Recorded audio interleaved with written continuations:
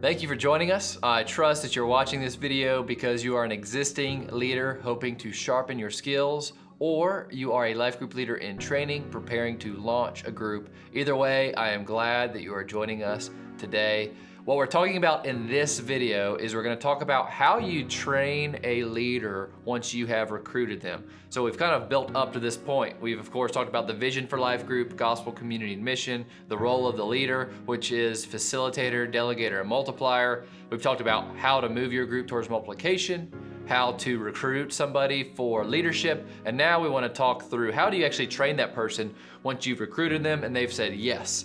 So this video, we're not going to be able to cover every in and out of training somebody, but I will say, just as a reminder, the key to training somebody effectively, first and foremost, is you've got to have a relationship with them. You know, relationships are the foundation of discipleship. We've said that a lot, but that's key because, as we've mentioned, rules without relationship leads to rebellion. So you want to genuinely care about the person you're pouring into. I know that might seem like it goes without saying, but you really want to care for that person and love them, be in relationship with them, and then only can you effectively train somebody. So assuming you have a good relationship with the person you've recruited, how do you actually train somebody? Well, there's three aspects to training somebody well. You need to provide for them knowledge, you need to provide for them experiences, and you need to provide for them coaching. Knowledge, experiences, and coaching. So knowledge is exactly what you think it is. It's kind of like what we're doing in these videos. It's just giving information that's necessary for leadership. Experiences are opportunities to actually use that knowledge. So for example, when you're training somebody for leadership, an experience would be to let them facilitate the group while you watch them. So that's an experience.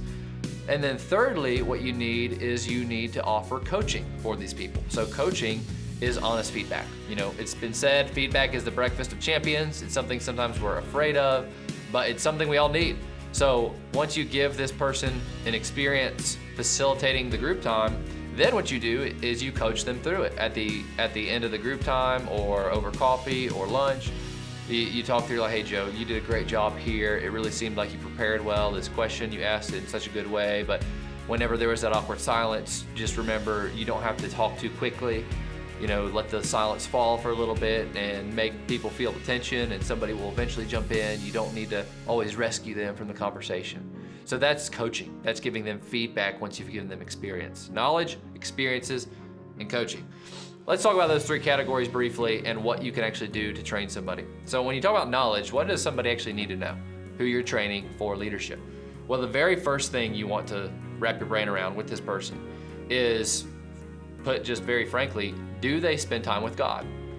Do they have a regular time where they meet with the Lord through prayer, through Bible reading, or through other spiritual disciplines? That's something that is the foundation for discipleship, is do you spend time with God? And if they don't, that's okay. You help train them how. And that's, again, what discipleship mentoring groups are a great resource for if you have those in your life group, because the whole structure of discipleship mentoring groups is this accountability structure where people spend time with God alone, then come together as a group to talk about it together, hold each other accountable.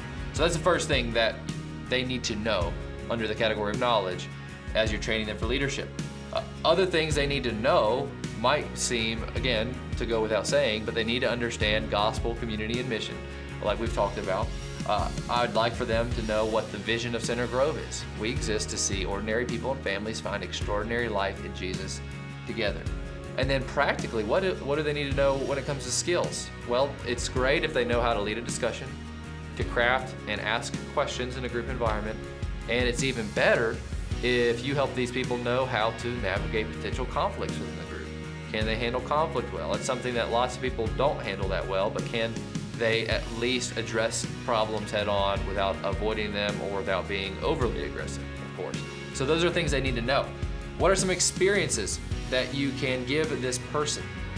Well, one experience you can give this person that you're training is you should have a regular time where you meet with them in a one-on-one environment, over coffee, over lunch, before or after your life group, where you actually are building a relationship with this person. So that's one experience, that's the key experience.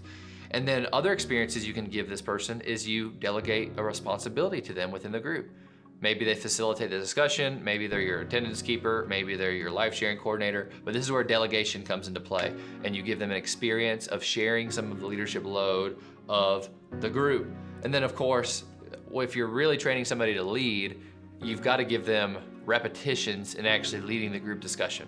And it's best if you give them repetitions while you're there so you can give them feedback. So that's an experience. But then when it comes to coaching is the idea, like I've mentioned, of feedback. So what does our feedback look like? Well, our feedback should involve two things. It should involve invitation and challenge. So we encourage these people we're training. We of course love on them. We invite them into our lives. We invite them into a deeper relationship with Jesus, and we invite them to go deeper. But we also challenge them. So we push them a little bit. We give them honest feedback. We give them constructive criticism, invitation and challenge.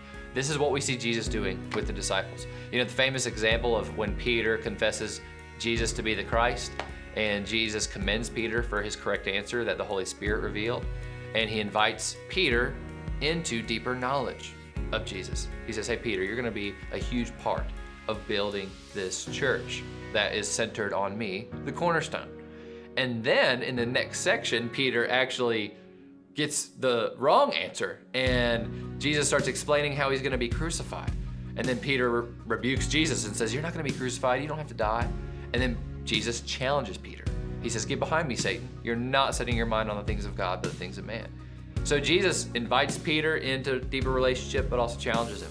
So I'm not telling you to call the people you recruit Satan. That probably isn't your call per se, but don't be afraid to give them honest feedback, because that is key, especially once you give them an experience. And the last thing I want to mention, there is a picture of the growth process that I could talk through, but really what I'll do is I'll provide for you a resource that kind of shows you how somebody grows. So I don't want to spend too much time talking about this because it could make this video very long, but essentially there's a resource that I have that shows you kind of the journey of how somebody grows, and I'll be glad to provide that for you in some of the resources that we have.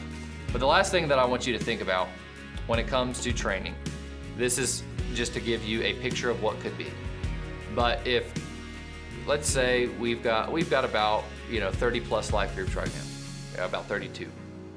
If every single life group leader right now discipled one person over the course of the next year, and then the person they discipled went on to disciple one other person, and so on, you can kind of see where I'm going with this, the multiplication aspect.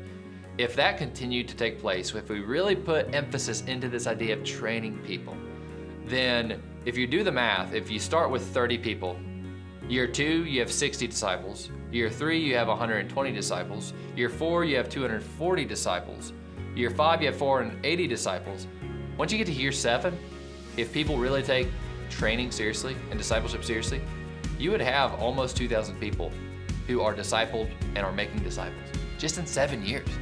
That's almost double our current church attendance. So imagine the effects of just you as a life group leader just choosing one person to pour into, and then instilling in them the heart to pour into somebody else. This is why we train, and those are some things you can do to train well, is give knowledge, experiences, and coaching.